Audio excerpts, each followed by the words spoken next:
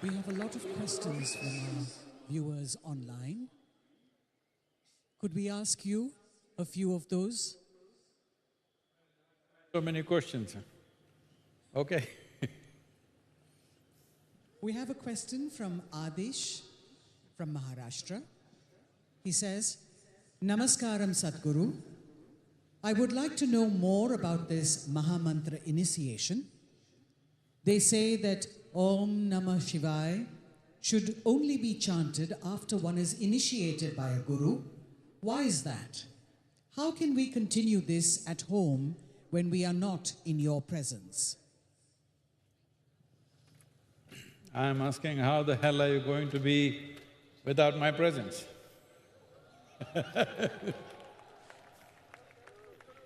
Well, hey, I'm answering a question. Well, the simple way is, it is online that you can get the correct pronunciation of how it should be done, how it should be spaced. And when you do this, at least the first 21 days, light a lamp or keep a picture and please shower and sit down, because the physical body has its grime. It's very important that when you do or when you touch certain aspects of life, body is in a certain state. So, a shower, at least first 21 days, a lamp or a picture, then start the chant, guided.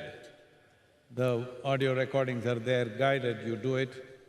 You just keep this up, 20 minutes, 21 minutes, every day, morning, evening if possible, at least morning.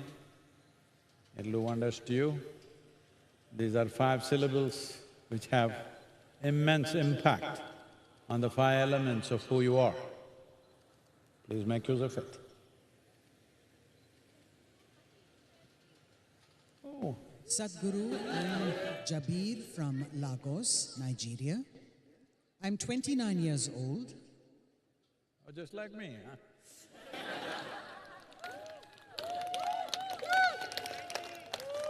I'm sorry, please, really. People are willing to take up all kinds of things to be cool, even when it's bad for them. For example, smoking cigarettes. Why is it so difficult to convince my friends that meditation is cool, though it seems to have so many benefits? Oh. If something is cool, whole lot of people have this idea. Something is cool means it must be destructive also. No, what cool means is that no matter what kind of situation you're in, you're still well. That's cool. Hello? Yes! Life can throw whatever it wants, but you are the way you are. The way you are is not determined by what's around you or what somebody else is doing to you or what life situations are doing to you. That's cool. So, if you think cigarette or anything else like that is going to make you cool, all the best. You've got fire in your mouth and you think you're cool. Hello? Well, meditation is cool fire. It burns without burning anything, because it's driven by transcendence, not by transaction. The nature of transactional world is such, if you have to get this, you have to burn that. You want light, you have to set fire to something. This is the nature of transactional life, this or that. Meditation is of transcendence, where it burns without burning anything. It burns without fuel. That's cool fire. Let's make it happen, huh? Your friends, your Nigerian guys, if they're not getting it, get them here, we'll make them cool.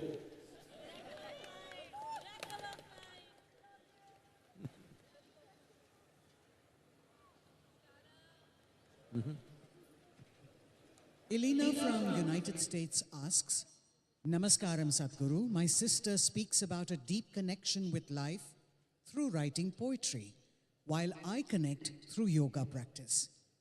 Yet we describe similar experiences. Are these different expressions of the same thing? Is yoga the only way to experience the full depth of life? Yes, the only way. Because there is nothing outside the ambit of yoga. You breathe, it's one kind of yoga. You walk, it's another kind of yoga. You sing, another kind of yoga. You write poetry, another kind of yoga. Because yoga is not about twisting and turning. Yoga means you consciously obliterating the boundaries of your individuality. Do it whichever the way you want, but please do it. Yoga ratova, bhoga ratova. Any which way. The important thing is break the shell of your limited individuality. Let something more than this happen to you.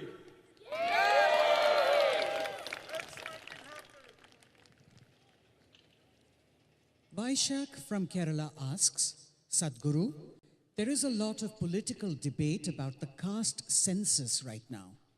What is the significance of the caste census today? Well, I see many of you which are not of Indian origin faces, so let me explain a little bit. What caste means is, there was a time when there were no technical colleges or any kind of training institutes. The only place where you trained for skills of life was your family and among your own clan. So, if your father was a blacksmith, you trained to become a blacksmith. And you marry a girl from blacksmith's family because there is an ecosystem that you want. You don't want somebody who doesn't fit into that kind of work. So it was a work description that over a period of time became a traditional process of transferring skills and knowledge. Different people took to different things. But somewhere along the way, the goldsmith started thinking he is superior to the blacksmith. Though you can live without a goldsmith, I'm sorry ladies, we can live without a goldsmith, but you can't live without a blacksmith. But goldsmith thinks he's superior to the blacksmith. So this is a human problem. In every society, some idiot thinks he's better than the other by birth. If you're better by what you're doing, great. But you're better by birth means you're heading for ruin. Unfortunately, this happened that over a period of time, what was essentially a distribution of work and a way of transferring skills from generation to generation became discriminatory, took some horrible forms. Even today, in rural India, still it persists. But on another level, it is a social security system. I must tell you this. My grandfather opened up a big chowdhury, I think his father also had done it. He expanded it further, and in this place, I was very young, if I remember right, somewhere around 200 to 300 students would stay there. These are all children from remote villages where there are no schools. They come here, free stay, free food, free education, but they must study. There is a warden with a stick, they must study. Everything free. Only for his clan, only for his caste. Well, similar things were done by other people for their own castes. So it was a kind of a social security system that this was so in India. If you go to any village and you say, I belong to this caste, those people will feed you. Otherwise, you have no social security. So till we build a proper social security, these things have worked, but the word caste should be a vocabulary of the past, not of the future. In 21st century, we don't need that. But at the same time, it's important that we don't dismantle any structure without creating a better alternative structure. When there is no alternative structure, people will fall through the cracks. Ordinary people will suffer because there is no support system. So this is happening in urban centers today. People who are living in the village migrate to the city.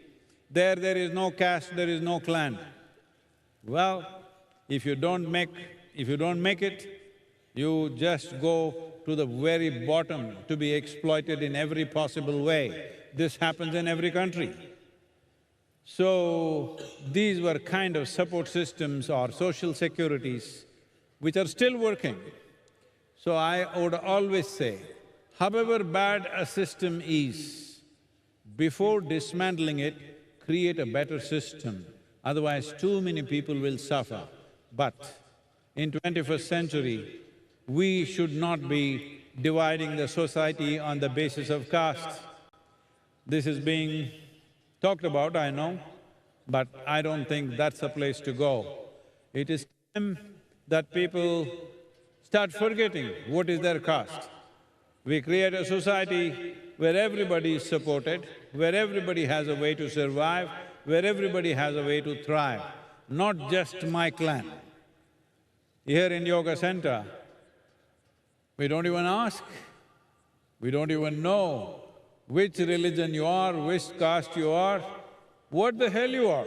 If you look like a human being, you're okay with me. Let that be the way forward. Who your father was should not determine who you are. Who you are should determine who you are. A society where you are measured for your competence, you are measured for your way of being, you are measured for what you can do, not for who your father was. It's time to do that. Sadhguru Karthikeyan from Tamil Nadu asks, in my town, there is a temple that I go to every day. The local priest noticed a crack in the idol and dunked it in the deepest part of the river because it was cracked. They drowned my god, and now they are replacing it. It was so close to my heart. How can they do this, Sadhguru? I'm standing next to the miracle of mind. Are you cracked?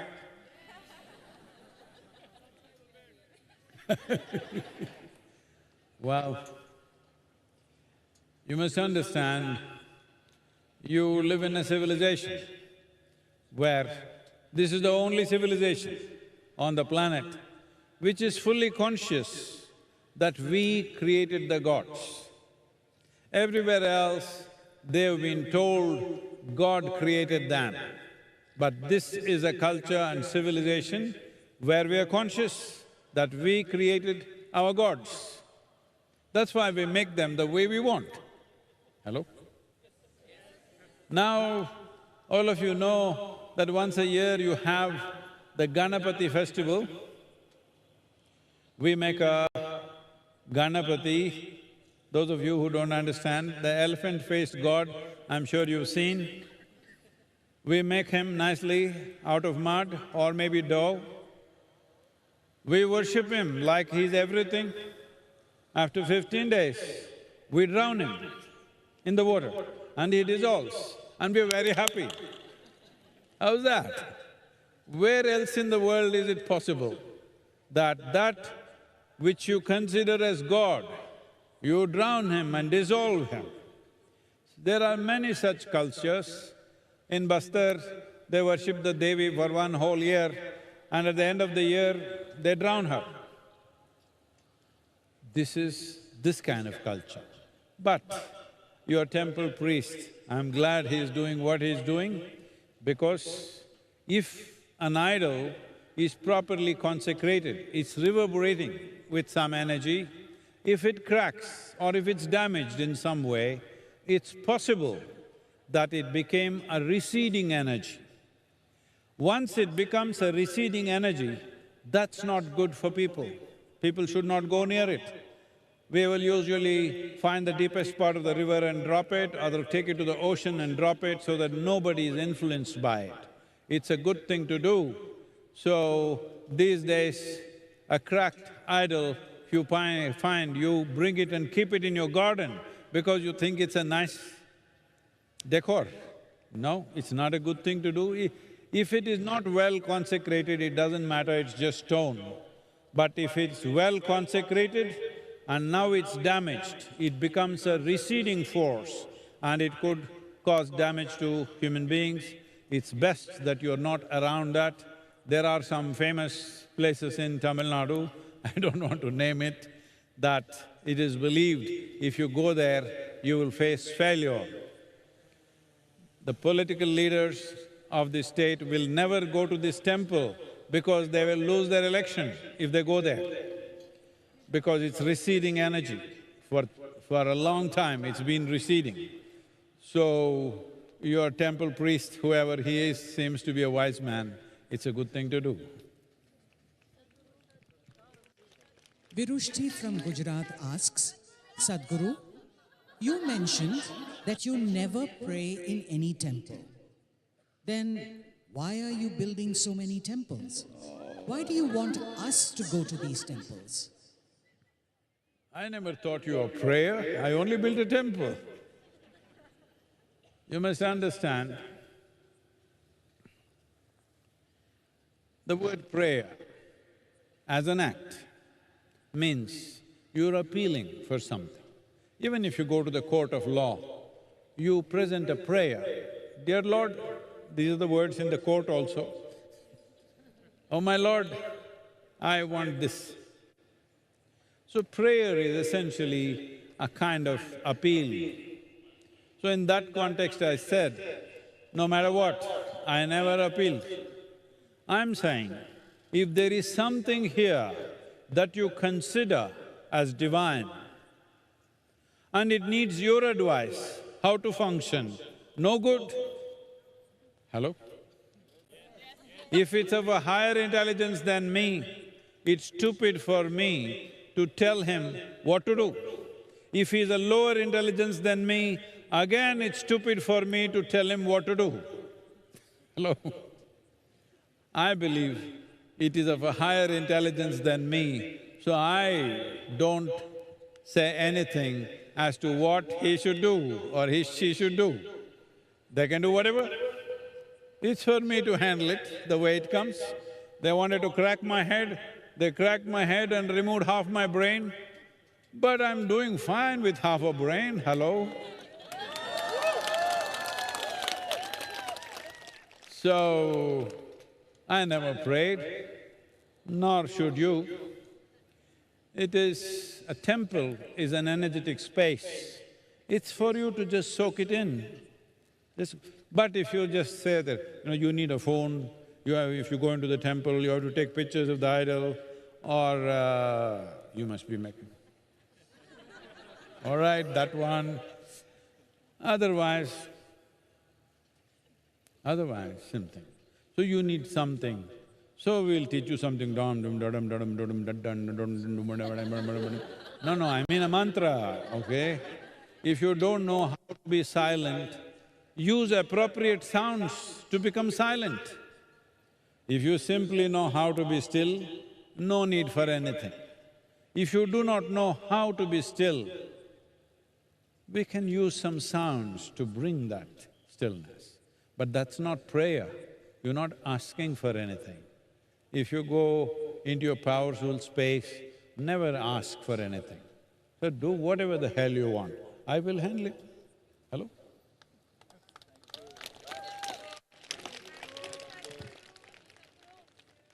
Medha Shri from Karnataka asks, Namaskaram Sadhguru, I am a Shiva Bhakta. I want to see the real Shiva, not just a linga or a statue. What do I have to do for that? Wow. Shiva, how far can I go?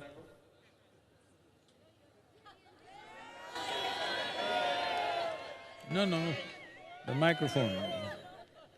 Hello?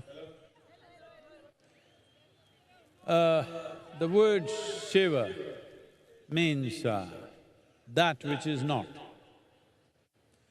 If you want to perceive that which is not, that means that which doesn't have a form or a feel. How to perceive that? Right now, your ability to perceive through the five sense organs is only what you can see. See, right now, tell me, am I more important to you or the air that you breathe right now is more important to you? Be honest, huh? Now who said? Don't think I'm that naive.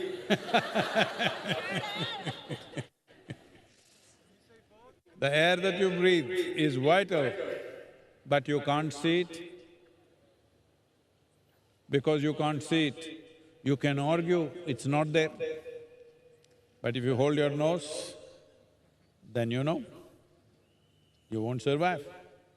So, anything which is subtle, your sense organs are not able to perceive. So that which is not means that which doesn't have a form, that which doesn't have a feel, that which doesn't have any smell or taste. How to perceive that? Your perception has to transcend, because you can't see the air unless you're from Delhi. That's why they're smoking it, so that you can see it. Now so if you want to perceive that, you need to transcend your sense organs. There are ways to perceive beyond the five senses of seeing, hearing, smelling, tasting and touching. Beyond that, there is perception. But it will need a certain level of focus and above all, involvement. Right now, 21st century, oh, you don't know the problems of a guru. Getting people focused on some damn thing, you know what all circus you have to do? Hello? Because we have the most distracted generation ever. Some jing-bang should be happening all the time. Little 2 minutes of nothing means they will become depressed, they'll have FOMO. Maybe I'm missing out the whole universe. On the phone screen, of course. Look at this guy.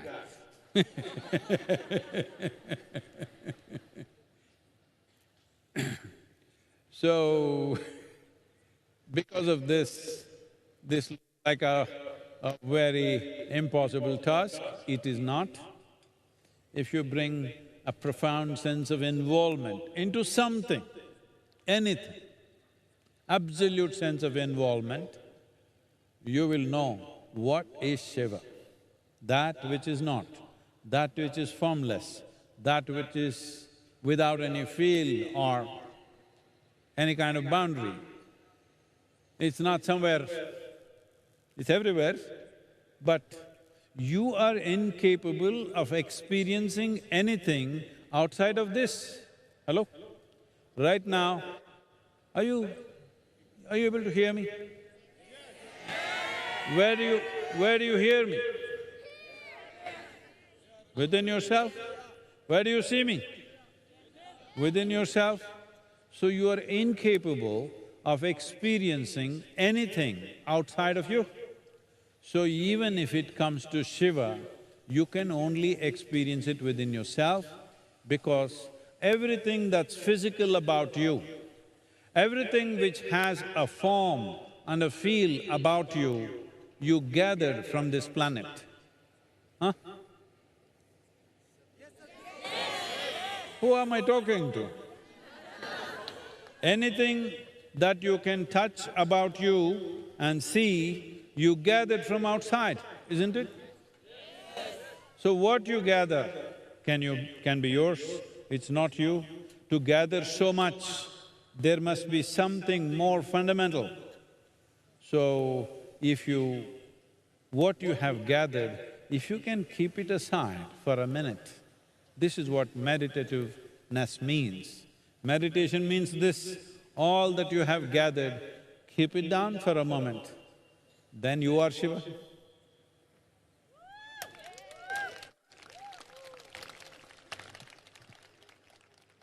Hyun Lee Moon from Korea asks, Which Sadhguru, Korea?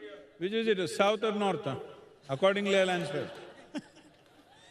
Sadhguru, I came from abroad and I find it difficult to comprehend Shiva. Gods and demons worship him. He's a man, but also part woman. I find him quite strange, yet I am drawn to him. How can I better relate to Shiva? Well, he is not a guy who is looking for relationships.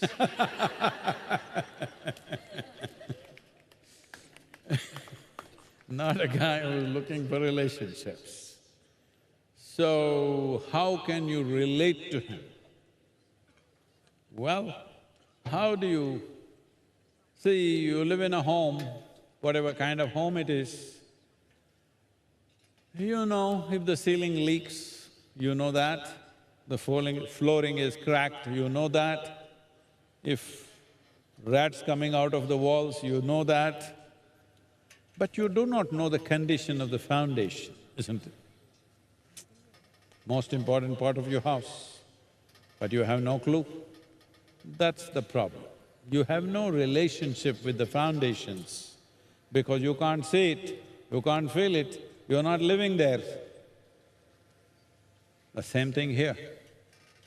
You are not living with the roots, you are too enamored with the surface. I don't even know if you looked at your wife's face or your husband's face in the last 15 days, unless you have a photo on the… Hello? Because she keeps sending it. She keeps sending it.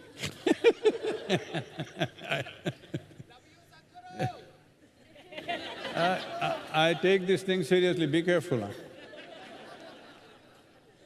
So, how do you relate to Shiva?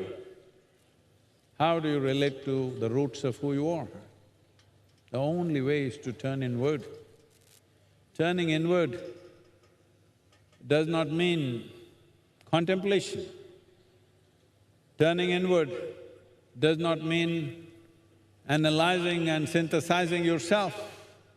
Turning inward means going beyond all that you have gathered from outside. Body is gathered from outside, all the content of the mind is gathered from outside. What is left? I want you to look at it. Just do this every day before you go to bed. Everything that belongs to you, I know all of you, many of you are here with your families, but I want you to know, I'll bless you with a long life, but either they will die or you will die one day. Hello? I'll bless you with a full life, but still you will die. Is that okay? Either you will die or the people that you love will die, one of them will die. So anyway, this is going to happen. So at least when you go to sleep, sit on your bed for 2 minutes and consciously in your mind, everything,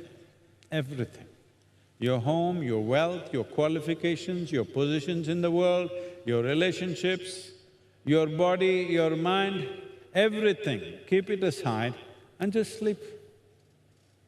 A few days it looks like you're doing something funny, that doesn't work, just keep doing it. You will see one day you will wake up as something totally phenomenal. A phenomenal being, not a mental mess, a being. Are you human beings or…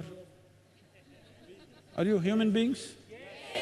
So you must understand, you are the only creature on the planet who is being referred to as a being.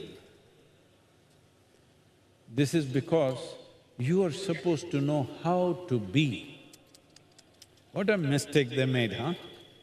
Hello? You're supposed to know how to be. What we do is according to the needs of the world. But how to be?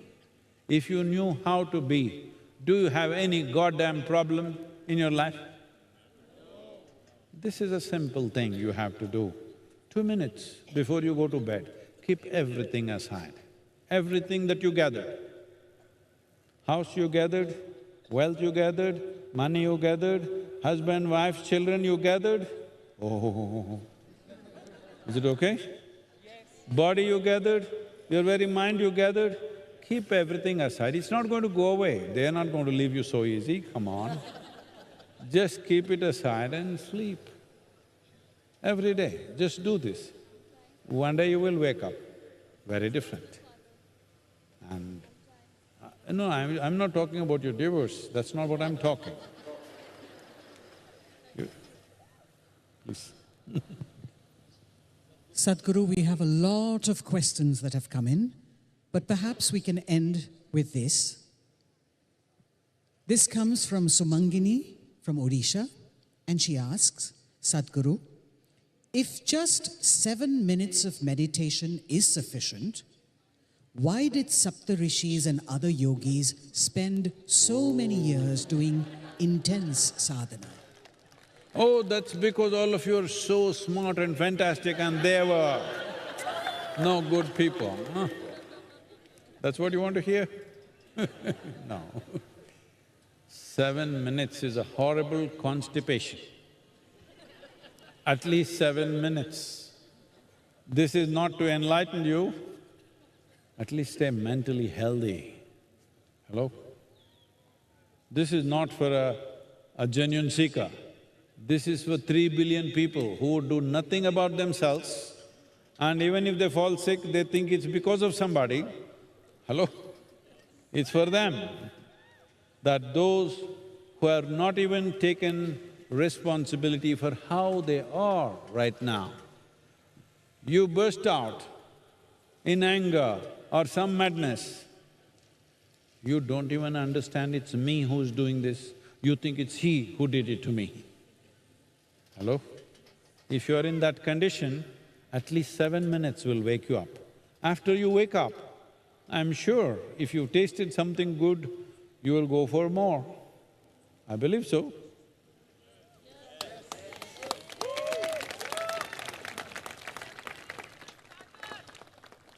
Starters, yes, that's a good word. Starters. The dessert is coming later, that's something else. Please. Oh, is that the last question? Okay. Anyway, I want to tell you something, something very important, but I want all of you to behave in a certain way for that to happen. We have water from Mahakumbh, okay? We want to put it on you, spray it on you, but you shouldn't all push into the barricade, okay? If you can all come close and simply stand there without moving, not trying to head the water drops, okay? Those of you footballers, don't try to head the water drop, all right? Just stand there with enough space and do not push the first row people who are here into the barricade. Do not push anybody, okay? Just stand still. If all of you maintain that, Only if you maintain that. Those of you who could not travel to Mahakumbh, you will get a little bit of that. Okay? But should not push each other, okay? Please maintain this.